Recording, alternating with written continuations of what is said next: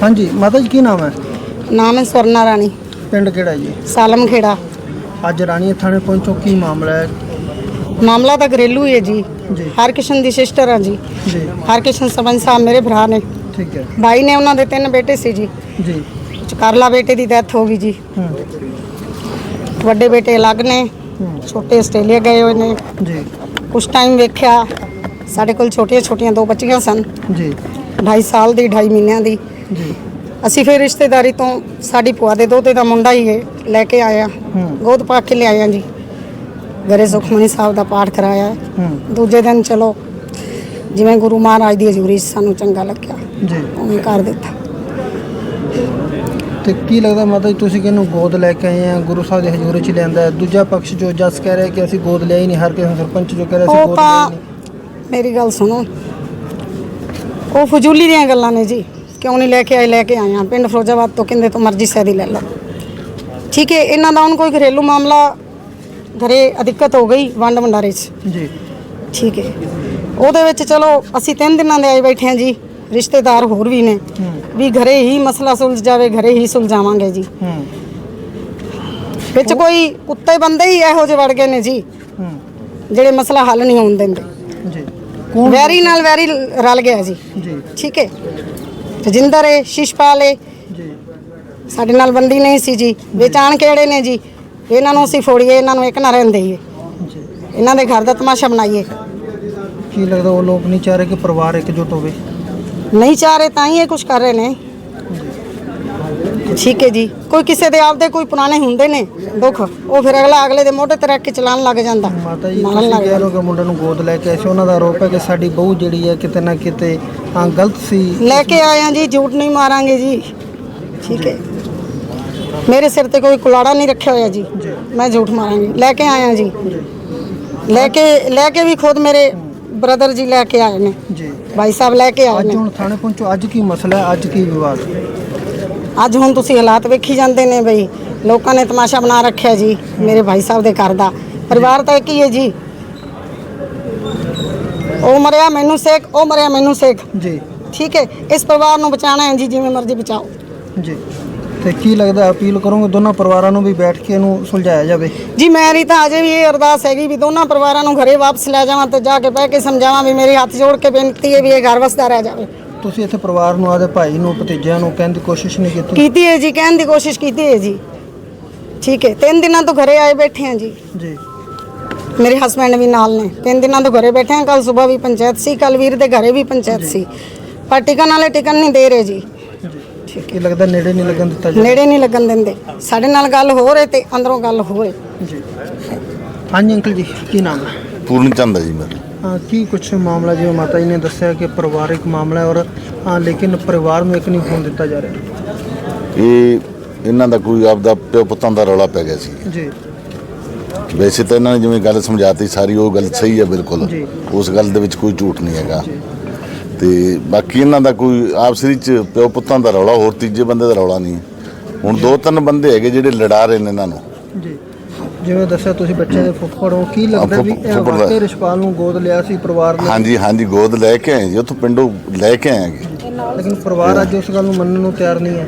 ਉਹ ਤਾਂ ਵੈਸੇ ਝੂਠ ਮਾਰ ਰਹੇ ਜੀ, ਝੂਠ ਮਾਰ ਰਹੇ ਨੇ ਉਹ। ਕੀ ਮੰਗ ਕਰਦੇ ਹੋ ਪ੍ਰਸ਼ਾਸਨ ਤੋਂ? ਨਿਆਂ ਹੋਣਾ ਚਾਹੀਦਾ? ਕਿ ਨਿਆਂ ਹੋਣਾ ਚਾਹੀਦਾ ਜੀ, ਨਿਆਂ ਹੋਣਾ ਚਾਹੀਦਾ। ਇਸ ਨੂੰ ਜ਼ਮੀਨ ਦਿੱਤੀ ਸੀ, ਜ਼ਮੀਨ ਸਾਨੂੰ ਦੱਸਿਆ ਨਹੀਂ ਉਹਨਾਂ ਨੇ, ਇਹਦੀ ਕੁਛ ਜ਼ਮੀਨ ਬਾਹ ਲਈ ਉਹਨਾਂ ਨੇ ਜੀ। ਤੇ ਉਸ ਤੋਂ ਬਾਅਦ ਫਿਰ ਇਹਨਾਂ ਨੇ ਵਾਹੀ ਹੈ ਜ਼ਮੀਨ। ਅੱਜ ਰਿਸ਼ਪਾਲ ਤੇ ਆਰੋਪ ਜੋ ਕਬਜ਼ਾ ਦੇ ਆਰੋਪ ਲੱਗੇ ਵੀ ਨੇ ਸਾਡੀ ਜ਼ਮੀਨ ਤੇ ਕਬਜ਼ਾ ਕਰ ਲਿਆ। ਜ਼ਮੀਨ ਤਾਂ ਉਨੀ ਵਾਹੀ ਹੈ, ਉਸ ਤੋਂ ਵੀ ਘੱਟ ਵਾਹੀ ਹੈ ਨੇ, ਕੋਈ ਜ਼ਿਆਦਾ ਤਾਂ ਵਾਹੀ ਨਹੀਂ ਇਹਨੇ, ਘੱਟ ਹੀ ਵਾਹੀ ਹੈ।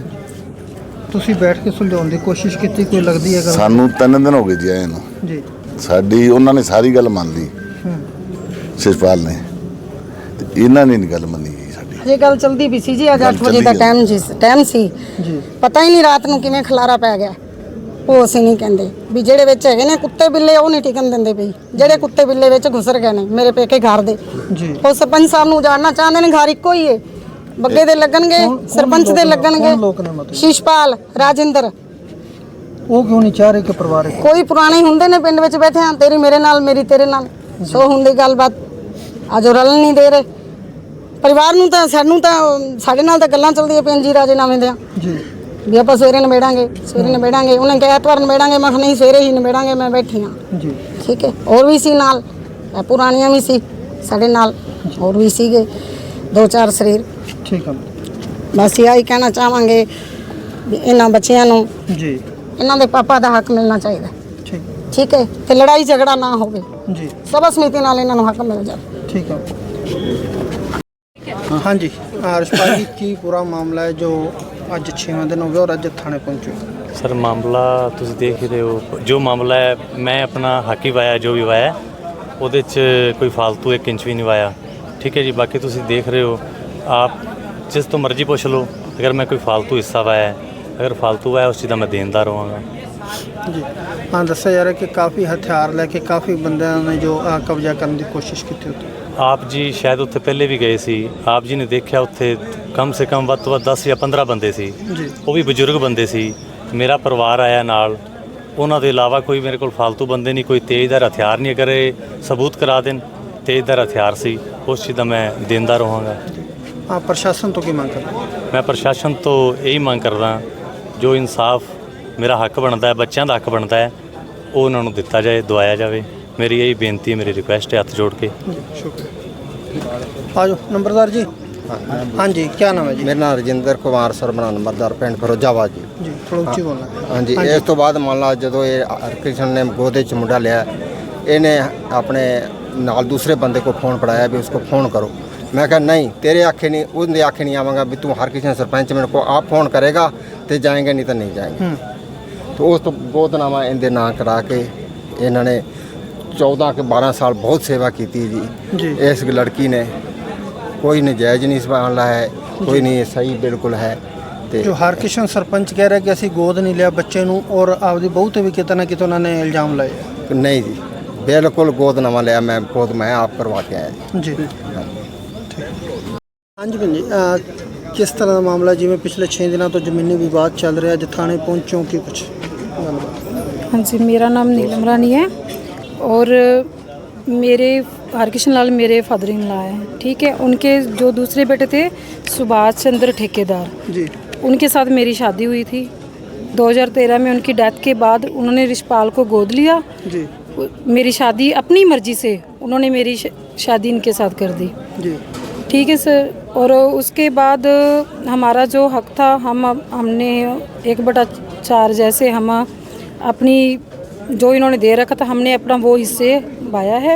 ये जो आरोप लगाते हैं कि कब्जा किया, हमारा कोई कब्जा नहीं है उस पर, ना ही हमने कोई मान लो भी किसी तरह का कोई भी ये बताया कि काफ़ी जो 100-150 लोग वहाँ लेकर आप काफ़ी गाड़ियाँ लेकर वहाँ पहुँचे और कब्जा किया ज़मीन पर, जो हमारा हिस्सा भी वो कह रहे हैं कि बाहर हैं जुताई कर रहे हैं। नहीं सर, हमने अपना ही हिस्सा पाया है। ठीक है, और देखो मैंने एक भी इनसे फालतू नहीं पाया, और जो मेरा हिस्सा बनता था मैंने इन्होंने पहले हमारी माता ने हमारे ऊपर केस किया, इन्होंने कणक यानी कि ज़मीन पे स्टे मांगा, वो स्टे कैंसिल हो गया। उसके बाद हमारे पिता ने अब हमारे ऊपर केस कर रखा है। माननीय अदालत में हमारा इलाहाबाद कोर्ट में हमारा केस चल रहा है।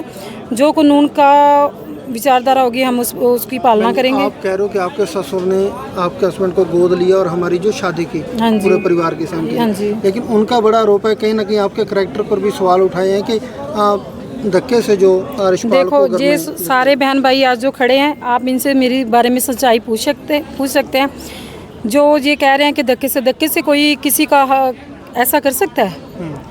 देखो मेरे छोटे छोटे बच्चे, मैंने आज तक ना झूठ बोला ना मैं बोलूँगी। पूरा गांव मेरे साथ है, हमारे रिश्तेदार हैं जिनकी जो रिशपाल को लेके आए हैं, आज इन्होंने बयान दिए हैं, आपने सुना ही होगा। ठीक है, और पूरे मान तान से लेके आए थे, जो आज कहते हैं कि ये धक्के से हमारे घर में आया है। ठीक है, शादी के कितने साल तक, जो शादी के बाद आप इकट्ठे रहे कि परिवार में एक ही घर में? 12 साल तक हम इकट्ठे रहे हैं। 2 साल हो गए हमारे पिताजी ने हमारे को अलग कर दिया, अपना हमारा जो चौथा हिस्सा देकर। आज वो कहते हैं कि इन्होंने हमारी ज़मीन पर कब्जा कर लिया। हमने कोई कब्जा नहीं किया, जो हमारा हक था हमने वही पाया है। जी, तो क्या लगता है प्रशासन किस तरह की कार्रवाई कर रहा है? प्रशासन पर पूरा भरोसा है। जो देखो प्रशासन अपनी पूरी छानबीन कर रहा है, जो प्रशासन करेगा हमें पूरा उन पर। ਭੈਣ ਜੀ ਪਹਿਲਾਂ ਤੇ ਇਹ ਆ ਵੀ ਕਿਸੇ ਧੀ ਦਾ ਘਰ ਨਾ ਉਜੜੇ, ਤਾਂ ਜਿਸ ਤਰ੍ਹਾਂ ਦੁਬਾਰੇ ਘਰ ਬਣਾਇਆ ਤੁਸੀਂ ਸਾਰਿਆਂ ਦੀ ਰਜਾਮੰਦੀ ਨਾਲ ਹੀ ਹੋਇਆ ਹੈ। हाँ जी, सब दी रजा मैं गुरु ग्रंथ साहब ਦੀ ਹਜ਼ੂਰੀ 'ਚ ਸਾਡੇ ਗੁਰੂ ਸਾਖਸ਼ਾਤ ਅੱਜ ਵੀ ਹਾਜ਼ਰ ਨੇ, ਜਿਨ੍ਹਾਂ ਨੇ ਇਹ ਕੰਮ ਕਰਿਆ ਹੈ, ਜੋ ਰਿਸ਼ਪਾਲ ਨੂੰ ਲੈ ਕੇ ਆਏ ਨੇ ਆਪਣਾ बेटा बनाकर हरकिशन ਦੀ गोद 'ਚ ਪਾਇਆ है, मेरे फादर साहब ਦੀ उनका गोद। कहना है कि हमने रिशपाल को गोद नहीं ले रखा, हमारे पास कोई गोदनामा नहीं है। कोई बात नहीं, देखो भगवान देखता है, पूरा गांव पूरी रजिस्ट्री है, इंतकाल है, सब कुछ है।